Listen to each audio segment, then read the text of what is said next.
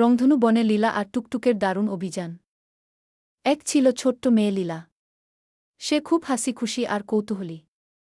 তার সবচেয়ে প্রিয় বন্ধু ছিল একটি কথা বলা চড়ুই, নাম টুকটুক। একদিন বিকেলে আকাশে রংধনু উঠতেই টুকটুক উড়ে এসে বলল, লীলা, শুনেছ? রংধনু বনে আজ ম্যাজিক ফুল ফুটেছে। লীলা খুশিতে লাফিয়ে উঠল। চলো টুকটুক, আজই আমরা রংধনু বনে যাই। দুজন মিলে পথ ধরতেই এক অদ্ভুত জ্যোতির রেখা তাদের সামনে দেখা দিল।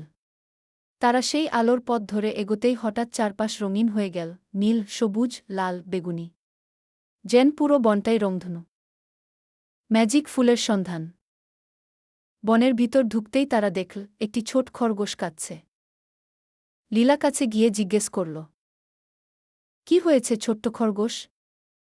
খরগোশ বলল, ম্যাজিক ফুলটি যেখানে ফুটেছিল সেখানে এক দুষ্টু বানর পাহারা দিচ্ছে।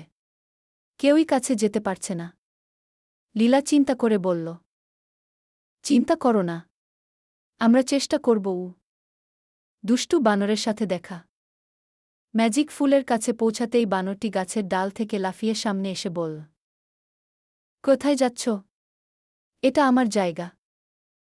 টুকটুক ধীরে বলল, ফুলটা তো সবার জন্যই, তাই না?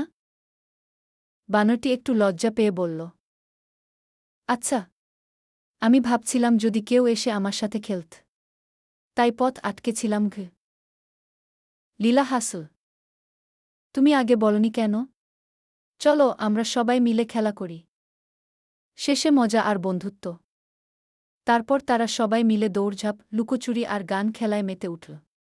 খেলা শেষে ম্যাজিক ফুলটি খুশিতে আলো ছড়াল, আর রংধনু বনের চারপাশ আরও ঝিলমিল করে উঠল। বানরটি বলল, ধন্যবাদ লীলা, আজ থেকে তোমরা আমার সবচেয়ে প্রিয় বন্ধু। লীলা, টুকটুক আর নতুন বানর বন্ধুকে নিয়ে সবাই ফিরে গেল নিজেদের ঘরে, মনে আনন্দ আর নতুন অ্যাডভেঞ্চারের স্বপ্ন নিয়ে। গল্পের শিক্ষা। বন্ধুত্ব আর খেলাধুলা রাগ বা ভয়কে দূর করে, সবাইকে আনন্দ দেয়।